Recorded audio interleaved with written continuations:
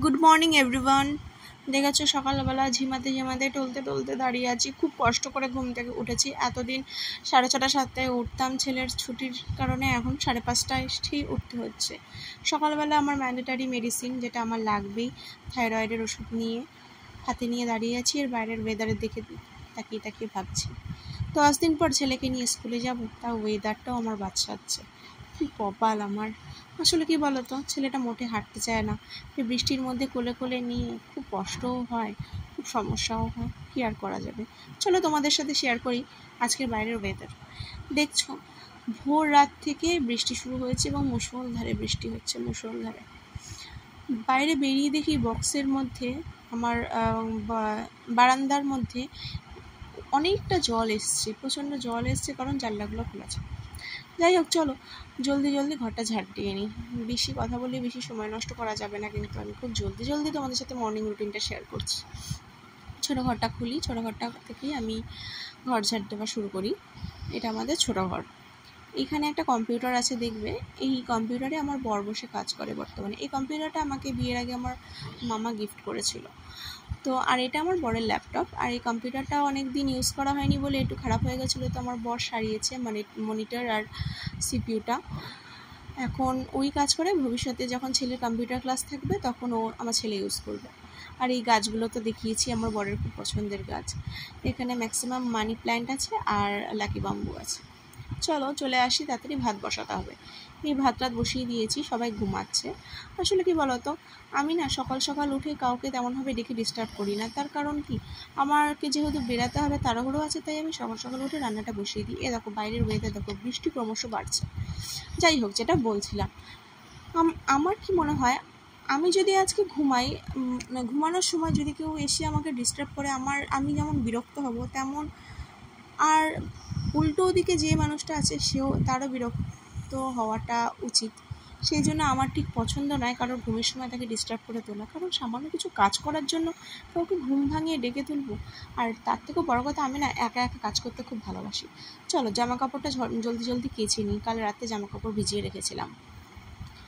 এই যে চলে এসেছি, দেখো জামা কাপড় কেচে ছাদে চলে এসেছি। বাইরে বৃষ্টি হচ্ছে বলে সিঁড়ির ঘরে মেলে দিয়েছি। আমার বরের শার্ট, টি শার্ট, জিন্স, আমার নাইটি, গামছা, আমার ছেলে জামা কাপড় অনেকগুলো ছিল।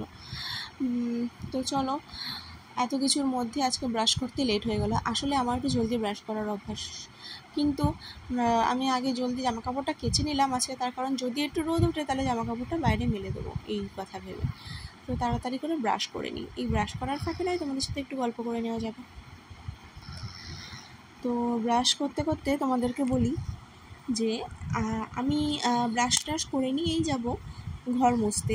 তার আগে তো মাছ ছাড়াতে হবে, চিংড়ি মাছ। হঠাৎ করে এই সময় কি যেন একজন ডাকছিল। আচ্ছা আচ্ছা আচ্ছা, মনে পড়েছে কে ডাকছিল বলো তো। ডাকছিল হলো তো একজন কল সারাতে এসেছিল। কল সারাতে এসে ডাকছিল। তো আমি কি করব করে, আমি তো চিনি না অর্ধেক লোককে। তো জলদি জলদি গিয়ে আমার শ্বশুরমশাইকে ডেকে দিতে হলো। ঠিক আছে, যাই হোক, চলো। দেখছো আমার চোখের নিচটা কেমন ফুলে আছে। ঘুম থেকে উঠেছি তো চোখের নিচটা তাই ফুলে আছে। অবশ্য সময়ের সাথে সাথে কিন্তু মিশিয়েও গেছিলো চোখের নিচের ফোলাটা। এই যে ফ্রিজ থেকে চলে এসেছি মাছ বের করবো বলে, মাছ নিয়ে চলে এসেছি। দেখো 1 কৌটো চিংড়ি মাছ। আমি ভাবছিলাম এই চিংড়ি মাছ ছাড়াতে গেলে আমার যে কি দেরি হবে। কচু শাক করবো গো, কচু শাক, চিংড়ি মাছ দিয়ে কচু শাক। তো এই চিংড়ি মাছ নিয়ে চলে এসেছি। তো এই সময় আমার শাশুড়ি উঠে পড়েছিলেন। তার কারণ কি, আমার শ্বশুরমশাইকে ডাকতে হলে একজন কল সারাতে এসেছিলেন বলে, তো উনি বললেন আমি ছাড়িয়ে দিয়ে দাও, তাতে করে আমার সুবিধাই হলো। আমি সেই ফাঁকে চলে এসেছি ঘর মুছতে। ঘর দরটা মুছে নিই। তোমাদের সাথে একটা টিপস শেয়ার করি। প্রত্যেক শনিবার করে না ঘর মোছার সময় ঘর মোছার জলে সামান্য একটু লবণ দিয়ে মুছবে। এতে করে না ঘরের বাস্তুর জন্য খুব ভালো, এবং যদি কোনো নেগেটিভিটিও দূর হয়, এবং বাস্তুর জন্য ভীষণ ভালো। খারাপ কিছু থাকলে সেটা দূর হয়ে যায়। যাই হোক, এই যে দেখো আমার বর আর ছেলে এখন অবধি ঘুমাচ্ছে, তাদের ওঠার নাম নেই। তো ঠিক আছে, আমি একটু গুছিয়ে গেছি নিয়ে তাদেরকে ডাকাটাই ভালো। এই হলো আমার ঘরের ভিডিও। তোমাদের সাথে একদিন আমার ঘরের ভিডিও শেয়ার করব। এগুলো দেখছো, এগুলো আমার বাপের বাড়িতে বিয়ের সময় দেওয়া হয়েছিল। তো আমার বাবাই আমার ঘরটা সাজিয়ে দিয়েছে।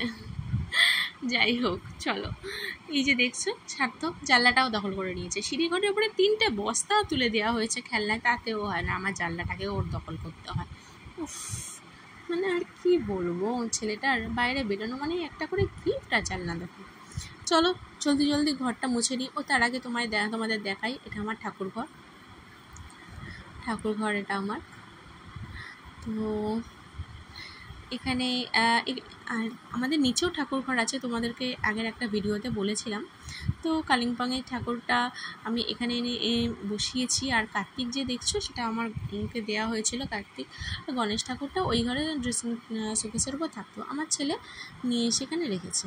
আর এই জুতো দুটো দেখছো, একটা আমার ছেলের ঘরে পরার জুতো, ওটার কালিম্পংয়ের হ্যাবিট, আর একটা জুতো একদম নতুন কিনে নিয়েছে, তাই জন্য ওর সবসময় ওটা ঘরের মধ্যে রাখতে হবে। ও যখন যে জিনিসটা নতুন কেনে সেটা নিয়ে কিছুদিন একটু মাতামাতি চলে। তো এই যে দেখছো ঘর মুছছি। আমাদের কিছুদিন আগে অবধি একজন কাজ করার জন্য একটা দিদি ছিলেন, তো ও এখন কাজ করে না যদিও, তবে আমার বক্তব্য ছিল আমার ঘর ধর মুছতে হবে না। আসলে আমার একটু না খাটের নিচ কোনাগুলো মোছা একটু অভ্যাস। আসলে তারা খুব তাড়াতাড়ি কাজ করে না, অনেকবারই কাজ করতে হয়, তাদের পক্ষে সম্ভব নয় এত পিটপিট করে কাজ করা। একটা সময় আমি আমার মাকে খুব বলতাম, এত পিটপিট করে কাজ করার কি আছে গো, কে ঢুকছে তোমার ঘরে?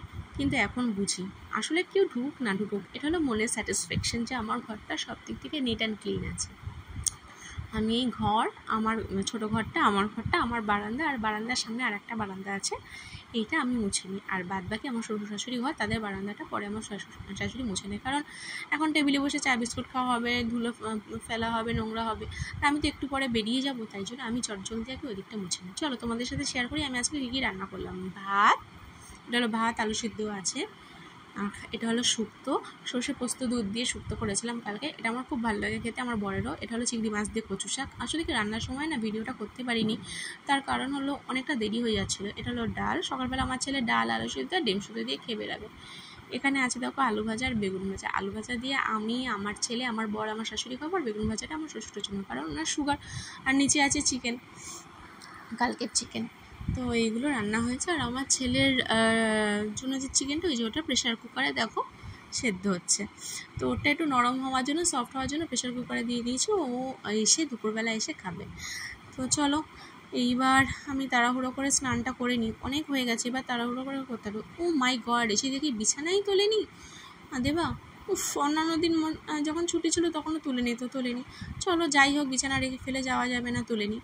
এই সমস্ত কিছু করে আমরা বেরিয়ে পড়ে দেখো অটোতে উঠে পড়েছি। আসলে দেবা না বাড়ি থেকে অটো স্ট্যান্ড অবধি বাইকে করে দিয়ে যায়, আগে সোনারপুর অবধি দিয়ে যেত, কিন্তু ওরও তাড়াহুড়ো হয়ে যায় বলে তাই অটো স্ট্যান্ড অবধি দিয়ে যায়। আমরা এখান থেকে অটো করে সোনারপুর যাবো, আবার সোনারপুর থেকে অটো পাল্টে ওর স্কুল। তাহলে চলো বাই বাই, আজকের মতো এই অবধি। পরের ভিডিও দেখার জন্য ওয়েট